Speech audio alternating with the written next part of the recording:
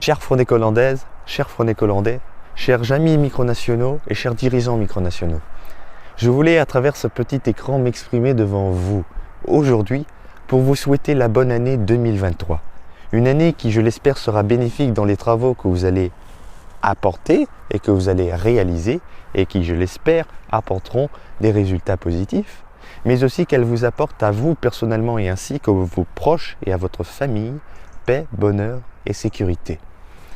J'espère en tout cas que ce que je viens de vous dire a été le cas durant cette année 2022. Une année qui fut totalement riche en retournements de situation, mais aussi en sentiments, pour chacun d'entre nous, je le sais, mais aussi et avant tout pour le royaume de Fronéco, qui durant l'année 2022 n'a cessé de se développer.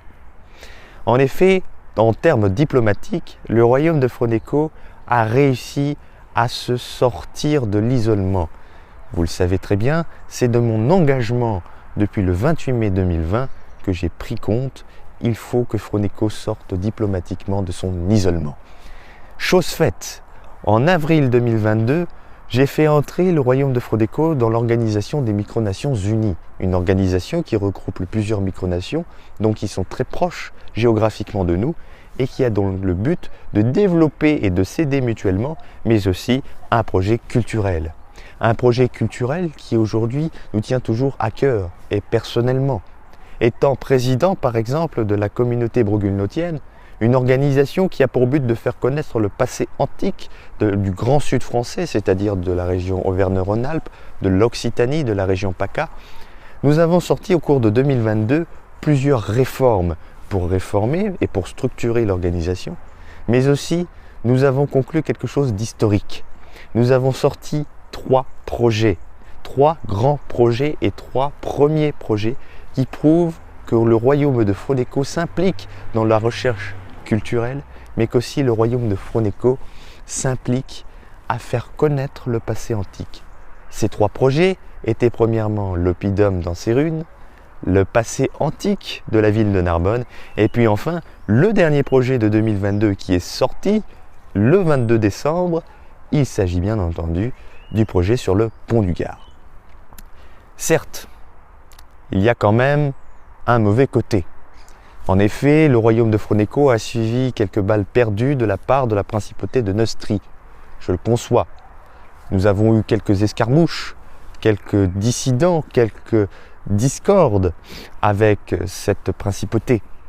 Mais je l'espère aujourd'hui que le royaume de Fronéco va se reconcentrer sur des choses un peu plus essentielles et qu'au terme de la diplomatie, nous allons continuer le travail que le gouvernement et moi-même menons à bien pour construire la diplomatie fronécolandaise, mais aussi pour construire la paix entre nous et les autres micronations. Sur le plan national, nous avons la même optique, la même vision. Nous sommes toujours dans l'objectif de créer un sentiment national fronécolandais. Nous avons, au cours de l'année 2022, permis la création d'entreprises fronécolandaises à but lucratif, mais uniquement en termes de notre monnaie. Nous avons, au terme national, officialisé notre emprise sur le territoire Char-Violent avec l'unification totale le 14 septembre 2022, un jour historique pour notre micronation. Nous avons permis la création de multipartis politiques ou de bords politiques, ce qui ne s'est jamais fait dans l'histoire fronécolandaise. L'année 2022 fut donc une année riche pour Fronéco, diplomatiquement comme je vous l'ai dit, mais aussi dans la construction nationale, avec les exemples que je vous ai énumérés. Et j'en passe sur les autres exemples que nous avons travaillé avec le gouvernement. En tout cas, j'espère que l'année 2023 sera aussi riche pour le royaume de Fronéco.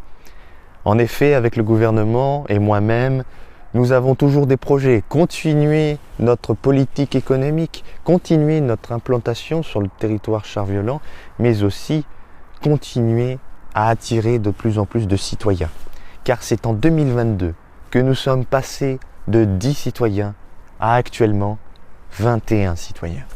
Ce qui est totalement, et il faut se l'avouer, ce qui est totalement bénéfique pour le royaume, mais ce qui montre aussi que notre royaume avance.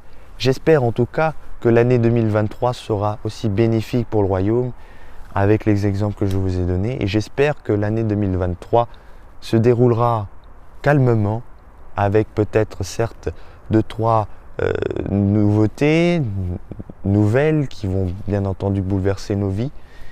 Mais je l'espère du fond du cœur qu'à vous et qu'au royaume de Phronéko, l'année 2023 lui apportera simplement du bonheur, de la paix et de l'espérance.